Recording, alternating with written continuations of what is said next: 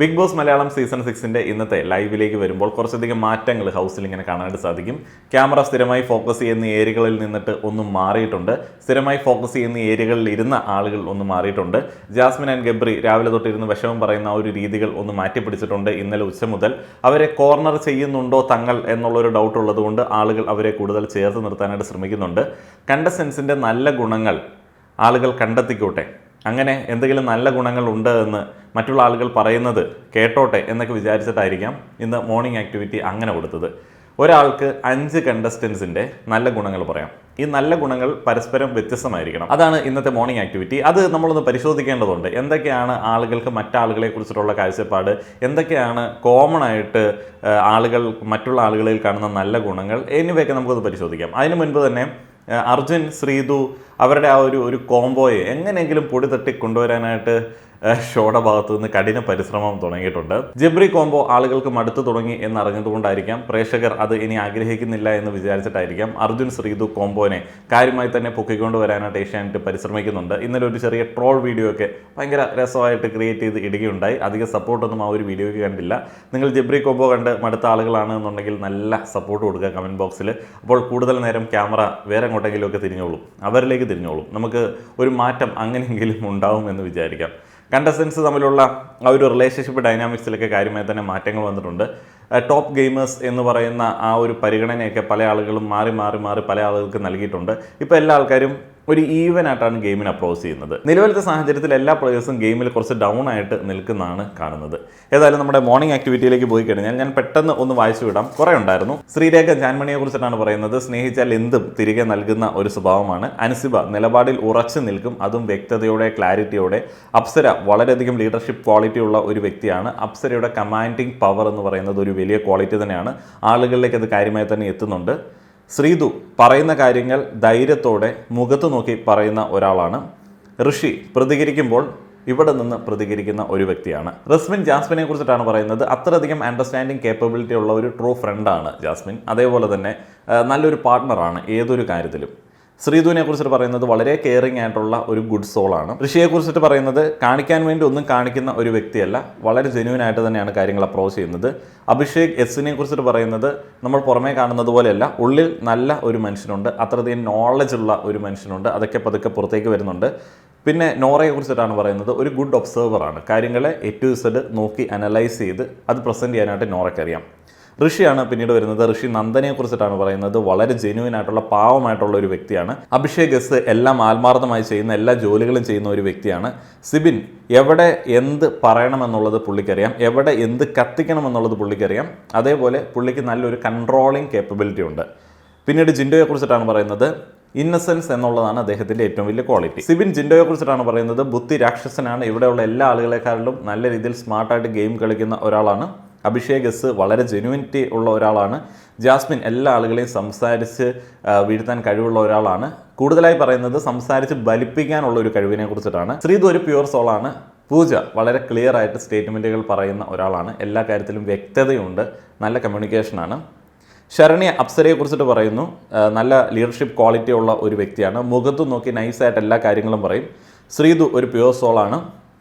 Abhishek S നമുക്ക് ഒരു toxicity ഒക്കെ പുറത്തുനിന്ന് അന്ന് തോന്നിയെങ്കിലും ഇപ്പോൾ അങ്ങനെയൊന്നുമല്ല. അദ്ദേഹത്തിൻ്റെ ഉള്ളിൽ വളരെ നല്ല ഒരാളുണ്ട്. അർജുൻ നല്ലൊരു മോട്ടിവേറ്ററാണ്. എല്ലാ പ്രോബ്ലങ്ങളിലും അങ്ങനെ വന്ന് മോട്ടിവേറ്റ് ചെയ്യുന്ന ഒരാളെ ശരണ്യയ്ക്ക് പേഴ്സണലി ഇഷ്ടമാണ്. ജാൻമണി ഭയങ്കര കെയറിങ് ആണ്. എല്ലാ ആളുകൾക്കും ജാൻമണിയെ കുറിച്ചിട്ട് നല്ല അഭിപ്രായമാണ്. പൂജ വന്ന് പറയുന്നു ഗബ്രി ടാസ്കുകൾ വായിച്ച് മനസ്സിലാക്കി അറിഞ്ഞ് കളിക്കുന്ന ഒരു നല്ല ഗെയിമറാണ്. സിബിൻ വളരെ ആലോചിച്ച് ചിന്തിച്ച് കാര്യങ്ങൾ പ്രസൻറ്റ് ചെയ്യുന്ന ഒരു വ്യക്തിയാണ്. എന്ത് എവിടെ പറയണമെന്നൊക്കെ നന്നായിട്ട് അറിയാം. അഭിഷേക് എസ് എന്ത് ചെയ്യാനായിട്ടും മടിയില്ലാത്ത ഒരു വ്യക്തിയാണ്. ജാൻമണി എല്ലാ ആൾക്കാരെയും ടേക്ക് കെയർ ചെയ്യുന്ന, ഇവിടുത്തെ ഏറ്റവും കൂടുതൽ എല്ലാ ആൾക്കാരെയും കെയർ ചെയ്യുന്ന ഒരു കണ്ടസ്റ്റൻ്റാണ്. ജാസ്മിൻ പേഴ്സണൽ ഗ്രഡ്ജ് ഇല്ലാതെ എല്ലാ പ്രശ്നങ്ങൾക്ക് ശേഷവും തിരിച്ച് ഗെയിമിലേക്ക് ആക്റ്റീവായിട്ട് വരുന്ന, എല്ലാ ആളുകളോടും ചിരിച്ച് പെരുമാറുന്ന ഒരു വ്യക്തിയാണ്. അർജുൻ അപ്സരയിൽ തുടങ്ങുന്നു. നല്ലൊരു ടീം പ്ലെയർ ആണ്. എല്ലാ ടീമിലും വളരെ ആക്റ്റീവായിട്ട് പെർഫോം ചെയ്യും. ശ്രീതു ഒരു ഗുഡ് ഹ്യൂമൻ ബീങ് ആണ്, ഭയങ്കര ട്രസ്റ്റ്വർത്തിയാണ്. ജാസ്മിൻ എന്ത് ഇഷ്യൂ ഉണ്ടെങ്കിലും വളരെ ഹാപ്പി ആയിട്ട് തിരിച്ച് ഗെയിമിലേക്ക് വരുന്നു, ആരോടും ഒരു പേഴ്സണൽ ഗ്രഡ്സ് കാര്യങ്ങളില്ല.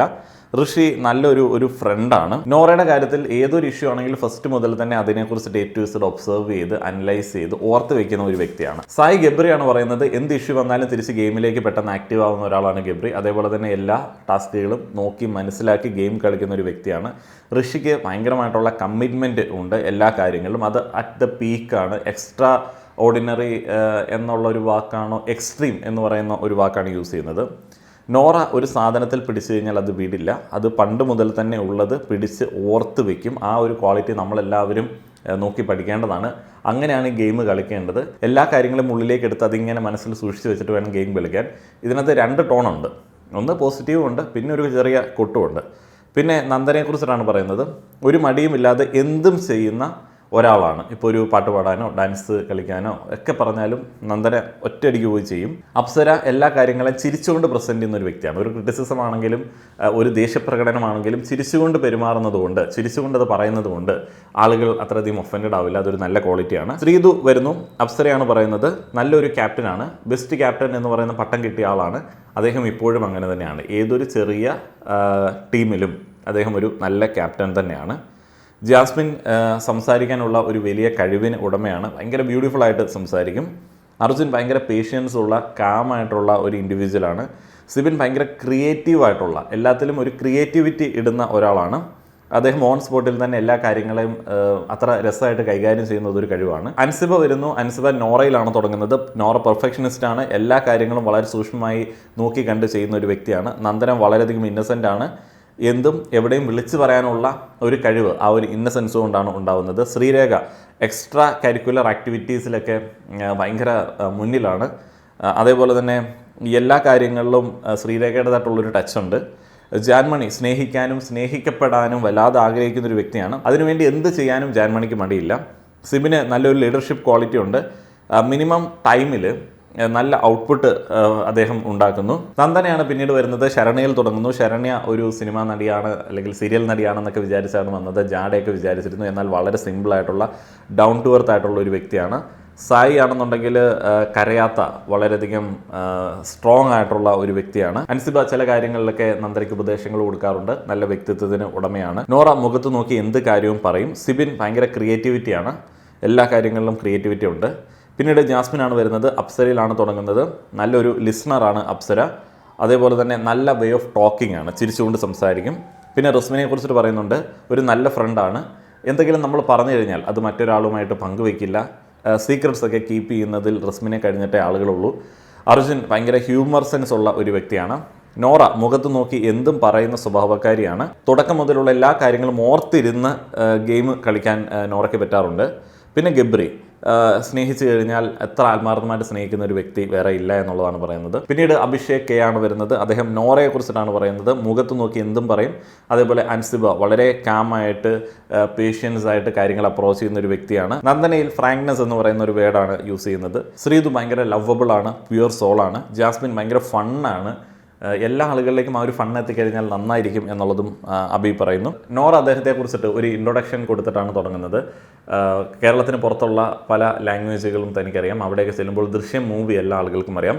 അപ്പോൾ അതിൽ അഭിനയിച്ച അൻസിബ എന്ന് പറയുന്ന ഒരു സിനിമാ നടിയെ പ്രതീക്ഷിച്ചിട്ടാണ് ഇങ്ങോട്ടേക്ക് വന്നത്.